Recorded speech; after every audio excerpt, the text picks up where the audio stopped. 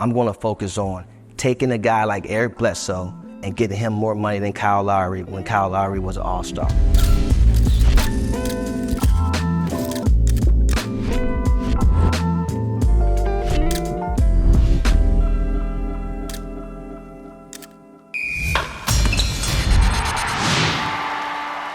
Rich.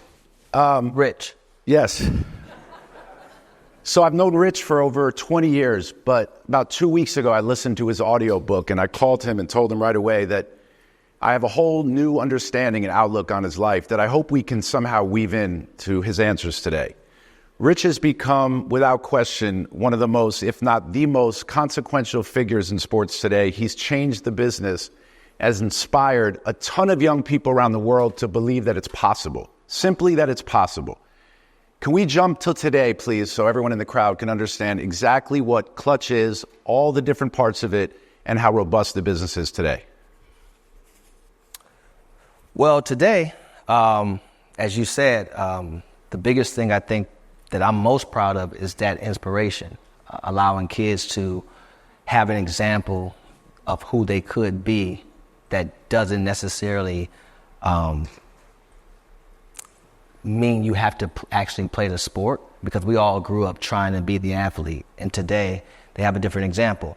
But today we represent over 500 athletes across 4 sports.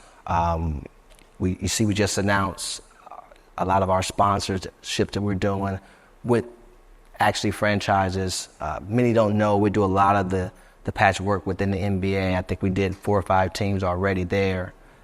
In addition to today, my day consists of mainly outside of the clients that I represent, acquisitions, really identifying companies that can help us scale to the level that we've gotten to today, in addition to expand around the globe, as you saw with the acquisition alongside of my partnership with UTA with the company Roof. That's a German-based company with 150 footballers, right? And so I never thought I would be here today.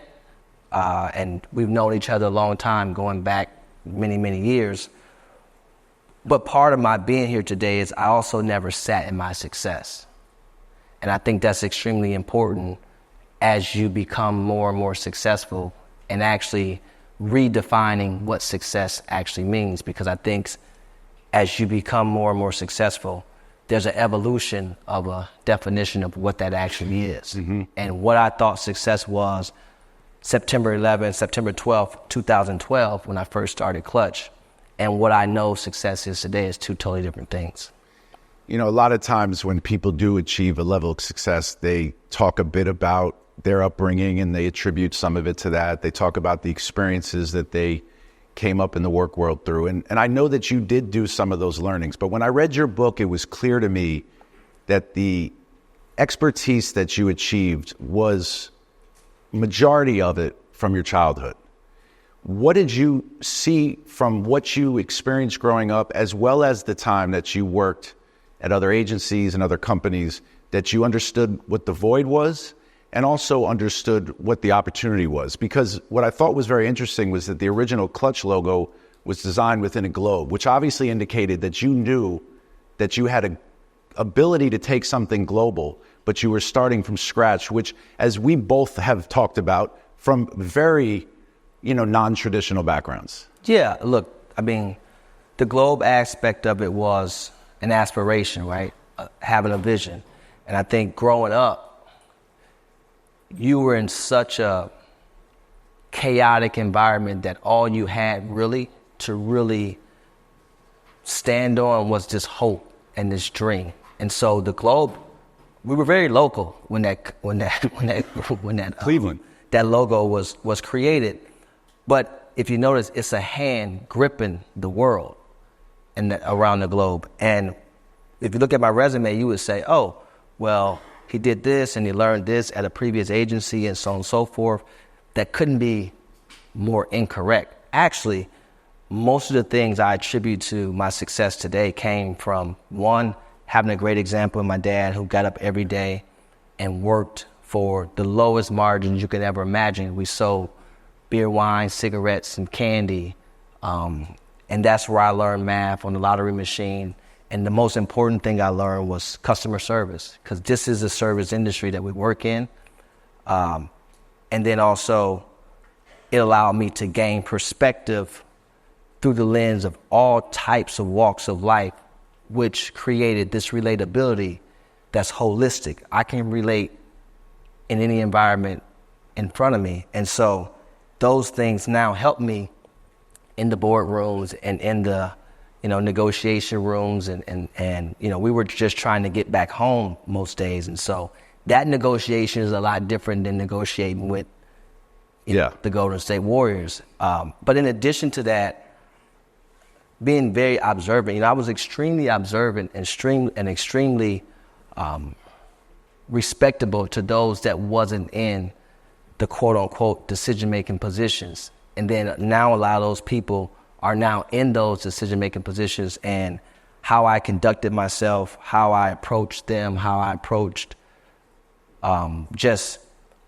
the position I was in and where I wanted to go has allowed me to be successful. Because you don't get here by yourself, by the way. Yeah. I've had a tremendous amount of help in a very, unconventional way. And we talk all the time. I mean, I think some of the things we've exercised amongst each other when you're in that, not competition space, but when you're in the industry, to have the wherewithal to pick up the phone and say, hey, man, here's how I did it, or, man, what'd you think about this? Yep. That's a very mature thing to do in business, especially in a very immature industry like the representation business. Did you see that the industry had flaws? Because when you started, you had a ton of headwinds. People challenged you. People questioned your credentials, and people thought you had an easy road. I would imagine that the childhood that you went through, taking those headwinds on was nothing, because it always appeared to me that your confidence never wavered. But you must have known while those headwinds were coming at you that there was an opportunity, that you saw something in the agency world, that you saw something in the representation world that maybe wasn't broken, but that needed to innovate for these young people that needed a different approach. Yeah, you're right. Like, my upbringing compared to the agent world was like Magic Mountain. But you're right. It wasn't broken, but it also wasn't put together. And what I saw, the white space in the industry, was I saw athletes being represented by people that pretended to care, never educated, right? And didn't really understand the communities that they came from and how to relate to them. And so I leaned into that because I played high school ball. I was on a state championship team. Thank God I was not the best player by far. Practice player, I was pretty good. You could shoot it though. But because of that, it allowed me to have a different approach. It allowed me to have this humility amongst the guys that were the better players, and it allowed me to really talk to my teammates from a place of truth, because I'm not playing the game anyway, so it's not going to affect me. I'm not worried about you passing me the ball or not. And that allowed me to develop, really, it really did. And then as I transitioned into the professional space and spending time with guys, I just had a knack for people. And then I understood I could speak the language of the game, but then also understanding business. And many people think like, oh, he was LeBron's friend, LeBron gave him a job, and blah, blah, blah. Look, he did give me an opportunity that I'm extremely appreciative of, but that wasn't representing him. I didn't get my opportunity to represent him until his ninth year in the business or in the league. And prior to that, there was a lot of sacrifices made. I missed a lot of things, boat trips, the whole nine, because I was out trying to carve my own niche. And when you talk about the challenges came from a place of, I think, people were they didn't know what to expect, right? They were very insecure. They were very entitled. They were very comfortable in a space in which the athlete would never look at somebody who has a chain on and looks like me, or, and actually think that they could do business at a high level or advise me in a way in which I'm willing to listen. That had never been the case because most athletes had always looked down upon, quote unquote, friend or the homie or whatever. And, you know, I made it to where, no, there's going to be a respect there. And then there's going to be a discovery like, oh, actually, there's a value add there. And I didn't know it all by far, especially not about our industry. But what I did know is, you know, I knew the basics and I can build from there. So that was extremely helpful. And you talked about your team earlier. I found it interesting. I heard you say once that your company is black owned, but women led. Yeah, look, you know, well, black led, now women led. But again, not making it about race. We started there, right? I started, you know, Fair and I started together. She was the first staff member. And we had a conscience about certain things. And I wanted to make sure that we had diversity. I wanted to make sure that we were giving opportunities, you know, to not just giving opportunities away, but really allowing people to have an opportunity to work with us that may not necessarily have the quote unquote qualifications through a piece of paper, but what was their character like? Because we're in the representation business, so if you know how to code, that's not going to necessarily help you. Is character missing in business? Oh, yeah, but... No, let me explain to you what I mean. We'll be here for 3 days. No, let me explain to you what I mean. Is it underrated when people are building out an organization to look at character first? Way underrated because it's listen, by the way, let's just be clear. The representation business in sports is a scarcity today. There's no more representation business. These people are not being represented. Right? What's happening is there's a VC component to it, there's a private equity component to it, and now the athlete is making so much money and they know that they want the money. They want to, social media has expedited this idea of I want to be perceived to be living this way right now. And when you put the family dynamic in that position, the days that, first of all, private equity never wanted to be a part of representation business, first of all. And now, even more than ever, it's the race to debt. So how fast can I get this kid in debt in the disguise of giving you $2 million, but I'm disguising that I'm giving you this money because you're just that talented. But really I'm giving you this money because I understand an exit strategy. And in most cases, it's 6 to 8 years, depending on if you're in VC or in private equity. But in the NBA, it's 4 years. So you get your contract. Exactly. So why wouldn't I what do I give a shit? I mean, I went on TV, but character, there's no character. I'm trying to get you in debt in disguise of, I'll give you whatever you want. I'll give you a Tesla that drives itself. You can get in the back. I'll give you whatever you want. I'll give it to you, right? And it's now even more so now than ever because of the financial component and the return on that. And again, here I am. I'm like the Sanford and Son of representation because I'm in a meeting and I'm saying, no, you shouldn't think about it like that. You should. But I just came from a meeting, bro, where they told me they're gonna give me $3 million. I'm like, for what?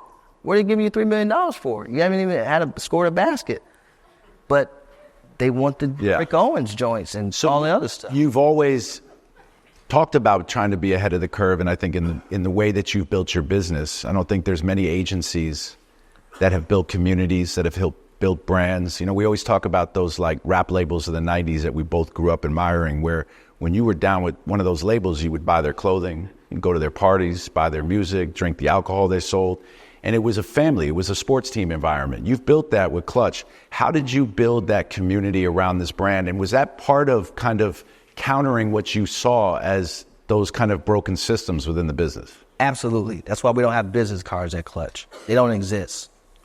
There was an emphasis on connectivity for sure, but we are the culture. That's who we are. I mean, we was overseas for too long, but overseas this summer, and people they knew Klutch. They would come up to me, they knew Klutch, and I was. You're always, it makes you feel good, obviously, and I want to work harder because now there's opportunity there. But yeah, there was a connectivity. You want to build a community. And I just think it was timing too, like anything else, right? Like the story and timing and the results, you can't have one without the other. Like I needed all these dominoes to line up and obviously be able to knock them all down. But it's also the reason why I didn't name the company Rich Sports. Yeah. I thought that was yesterday's way of thinking about building any business, because what if the business didn't work? What if the representation part of the business didn't work? I just thought the name was really good. I didn't know if it was going to work or not. And I was riding past the Brown Stadium. I changed to C to a K because I just thought Klutch was just too. That, by the way, very similar to me calling Kevin in 2018 and saying, I think we need to start a business called Boardroom or something. Exactly. And things just come. And then I started to think about, okay, well, what's the pillars there? And then I thought about what are some of the things you needed to cross over between actually the business and life. And that's when the knowledge, the longevity, the understanding, the trust, the commitment, and the honesty, all those things are pillars. Wherever you're at, it don't matter where you're at. You can rest assured you need those things as a foundation to be successful, and to just have clarity, right, from a mindset perspective. And then it went from there, and I realized something. I said, I can't beat the competition in all these other areas, but where I can beat them at is care. And that care transition into, hey, I'm just going to focus on getting guys 20 to 30% over market. I'll let them focus on marketing advances and all the other stuff. I'm going to focus on taking a guy like Eric Bledsoe and getting him more money than Kyle Lowry when Kyle Lowry was an all-star. Yeah. KCP called me after that. Yeah. And then it went from, and so, we was able to build a business. And then now do you stop there? No. No. Got into football, baseball, and now. Well, let me ask you about that, because I obviously I think it's getting the money. I think it is the community that you've built and the brand that you've built. I think athletes take pride in wearing the apparel of Klutch, which you don't see with other agencies. You simply don't see it. But you did make a decision in 2019 that you didn't have to make, which was finding a partner in UTA and choosing to go there, an agency that I'm sure you had the pick of the litter, but also an agency that didn't necessarily have a very robust sports department at all. No, they had not. So what was the decision in that, and why, when you were already at the point you were at? Well, again, going back before that question, going back to the whole Klutch thing, yeah, guys are proud to wear it. From a Klutch Sports Group perspective, that's totally different than my partnership with New Balance, but we can get into that later. But to answer your question, it was just really, Fair and I we always had this thing within the company that was, first of all, there's never a no. If you got a no from us, that means we exuded all energy and we couldn't come up with the answer. That's the only way it would be a no from us. And then the second thing was, I never wanted to be in a situation where a client called and we didn't have the resource. Now, we were fortunate enough to have this big web just based upon who we were as people, and we were connected around and we cultivated relationships. But still in all, I wanted to have that from an infrastructure perspective. And I had two choices. I'm either going to go raise money and try to find the people, or find the people. And we focused on that. And yeah, we had the pick of the litter, but at the end of the day, I felt there was so much opportunity at UTA to build as a blank canvas for us. And then I was really impressed by character and the integrity within the leadership, the people that were there for so many years. They were still there, still coming to work every day. And they had to really build it, right? Yeah. And that place of entitlement through, oh, well, we've been the best for so long, here's my business card. That never allows you to get to, well, if you don't do this for us, you'll never get one of our clients again. Yeah. Like if I heard somebody saying that within our company, I'd probably fire them on the spot if they ever said something like that. Yeah. Right. Because that tells me the entitlement that you have, and you're not really that great. Your business card costs a lot, but that's about it. So UTA ended up being a partner that allowed you, like you said, you have Klutch Sports Group, and you've gone on over the last few years to acquire agencies in different sports. You just most recently announced one of your acquisitions. And you also do have Klutch Athletics. While they are two separate companies, talk to me about a bit how you navigate the idea that Klutch Athletics is a partnership with New Balance. You are Rich Paul, the head of both of them. And there's athletes on Klutch Sports Group that you still do business with on a daily across the board in the apparel space. Yeah, it's a balancing act for sure. And people didn't really understand. They still don't really get it quite yet. But when they were trying to do the iPhone, we didn't really get it either, right? You get it now. You can't live without it. But yeah, it was just one of those things where, you know, I don't do well in spaces where you say I can't do something or I shouldn't do something or you know, that shouldn't work. And so in terms of the two, again, the name was, you know how many times I tried to come up with a different name? And I was just like, and Chris Davis, who obviously runs New Balance, he was like, we'll just keep the name and they'll figure it out. Now, competition, because of the name, they're reluctant to take my money for their athletes, which is fine. And then I have to have a balancing act where I can't just go out and sign every player that Klutch Sports Group represent. But at the same time, what we're building and our focus on cross-training and things of that nature is separate. But it is an option if needed, when needed to sign. We really had to focus on NIL, which we've been doing, and just really creating awareness. And we're doing well. But I'm blessed to have a partner like New Balance, right? Yep. Because what's the odds of that you can have that partner to really help you from a distribution and manufacturing perspective? I mean, we were in 100 doors at the snap of a finger, yep. Which again was one of those things that started with my personal shoe at New Balance. And I think I had 22 million impressions in China, and it sold out in 45 minutes. And that opened up a whole nother thing. So Klutch Sports Group has representation in the international football space, in baseball, in basketball. Yeah, I went to Champions League final this year. It was incredible. It's my first time. I was like, it's a real thing. Yes. By the way, the NFL needs to take, all sports teams need to take a page out of that book, because when you get a suite there's no chicken fingers and popcorn. I'm just being honest. Like, we pay all this money for these suites. Well, that's how the Olympics were too. But you actually sit down and have dinner. They would not give you anything till you sat down and had dinner. That's not how the Olympics were. Yeah. This is what I'm trying to tell you. I thought it was pretty impressive. Yeah. And Klutch Athletics, as we spoke about. And what was clear to me in reading your book, and I encourage everybody in here to read the book or listen to the book, because he does the entire voice and LeBron does the prologue, is that everything that you encountered, I could see your brain spinning while you were talking about what one win in craps was going to lead to 2 years later in the reputation that you got in the neighborhood as a dice player.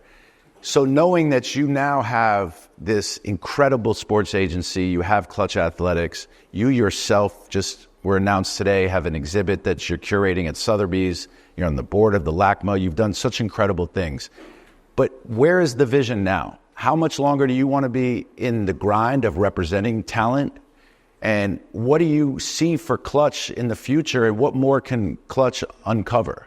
Well, I think before you look external, you have to look internal, right? And so how do we get better as a company, right? Are we best practice all the time is something that, we have our summit next week. I have the pleasure of Bob Myers coming to speak at our summit. I'm looking forward to that. But that's where it starts first. Like, how do we get better? Like, how do we perfect our craft? That's what I'll be focused on more than anything. And then continue to scale, continuing to reevaluate the landscape of sports. It's growing at a very rapid pace. And there's so many different components to it and verticals to it that we aren't a part of that I think we can build out.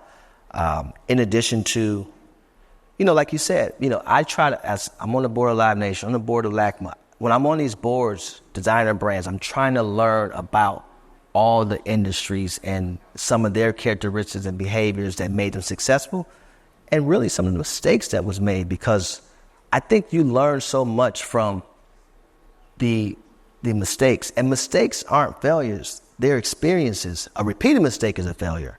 But the initial mistake is like you're experiencing something and you're trying to gain knowledge or gain a better understanding. And so I'm not afraid to make the mistakes. Everything we've tried to put throughout our strategy has not worked to perfection.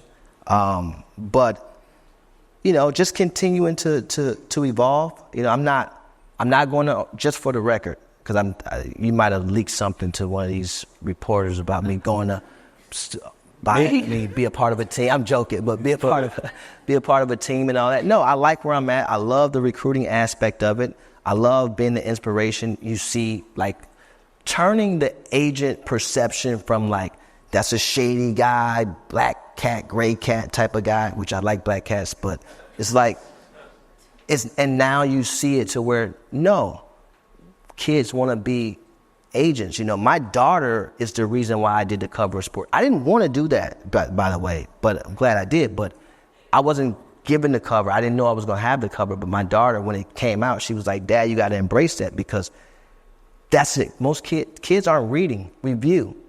So the fact that you're there is an example. And she really made me feel really small. But just continuing to grow, man. Like I'm a toddler in this thing. Klutch is 12 years old. It's not like 50.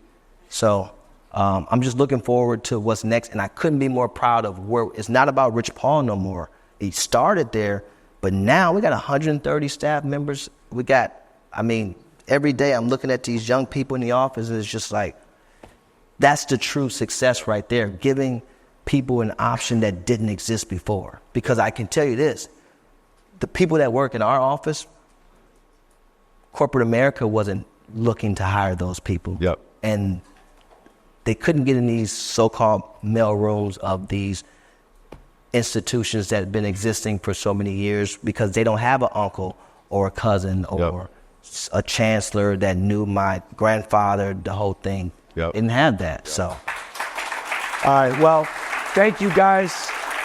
I feel like that was, in some ways, like the Oscar music playing. It sounds like our time here is done. Great. Thanks for having me. Thank you, Kevin. Appreciate you having me. Thank you guys so much, Rich. Truly inspiring. I really do encourage you guys to read his book, and appreciate you, brother. All right. Thank you. Thank you, guys.